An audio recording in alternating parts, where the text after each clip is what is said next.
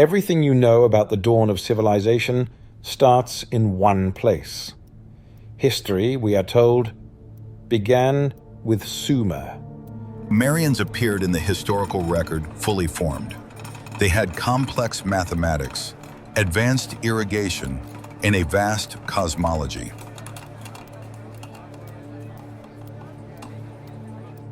But if you ask a historian where the Sumerians actually came from, the textbook answer is a paradox. Their language has no known relatives, no linguistic ancestors. They are what scholars call a language isolate. We are the Sag-Giga, the black-headed people. But we were not the first. Because when you dig beneath the cradle of civilization, you find something else entirely. Long before Sumer, sitting in the exact same geography between the Tigris and Euphrates, was the Ubaid culture.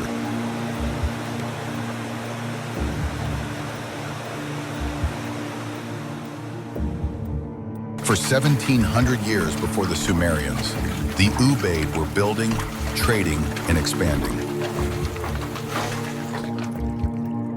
They built the predecessors to the ziggurats. They established trade networks reaching as far as modern-day Turkey. They were not primitive.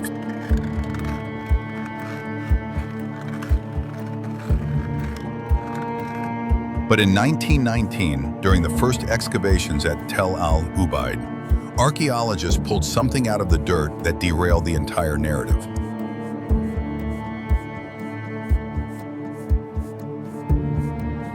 Dozens of clay figurines, but they were not stylized human forms.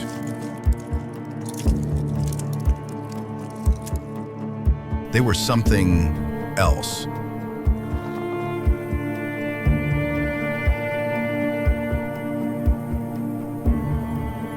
Almond-shaped eyes set at impossible angles, tapered, angular features, a raised ridge running along the crown of the skull.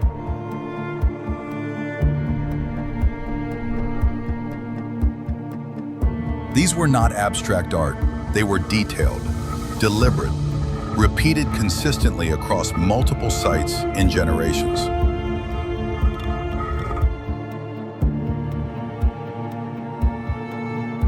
I scoured the academic consensus to find out what these 8,000-year-old reptilian figures represented.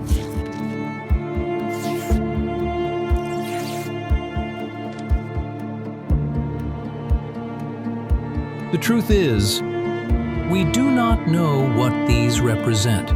We have absolutely no idea. That is the official position of mainstream history, a collective academic shrug.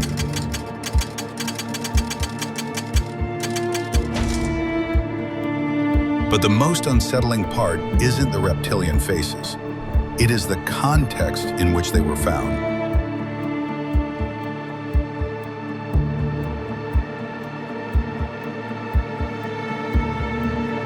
Ancient cultures usually depicted their gods as distant, abstract beings of worship.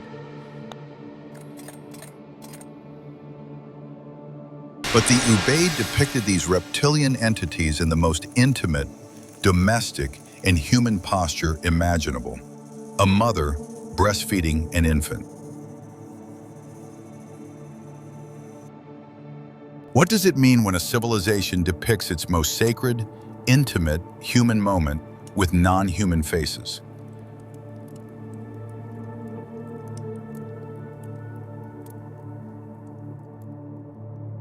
This wasn't a monster they feared. This was a presence they lived with.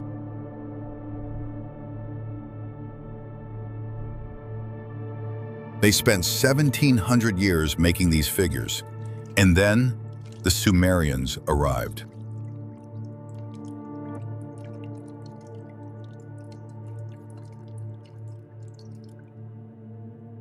And the lizard people were erased from history.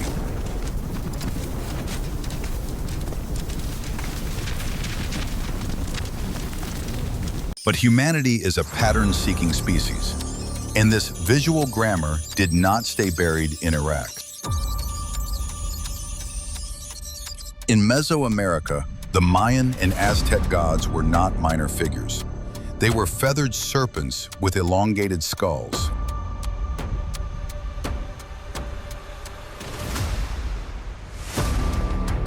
The serpent brought us writing!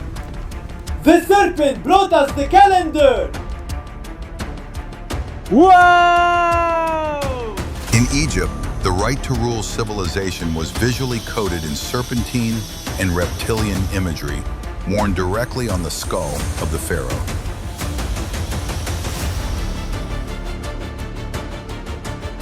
The Anunnaki, Quetzalcoatl, the pharaohs,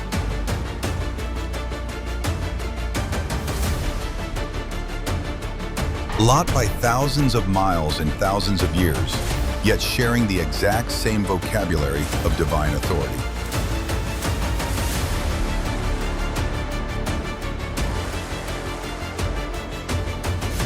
The Sumerians called Eridu the first city of the gods, yet they built it directly on top of Ubaid foundations. The Sumerians wrote extensively about their gods. They documented everything.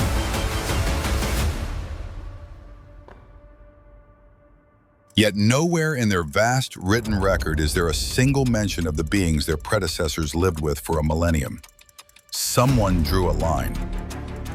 In December 2024, archaeologists found these figurines in Kuwait, proving this proto-civilization reached all the way to the Indian Ocean.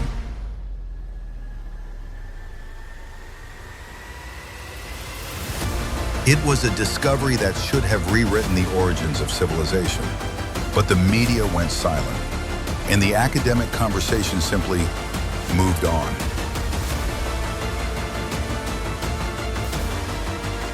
The British Museum holds these figurines.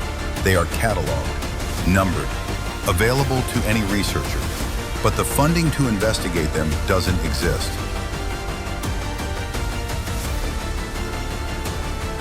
I am not telling you that ancient humans worshipped reptilian aliens. I am telling you that a physical anomaly exists, and science is ignoring it.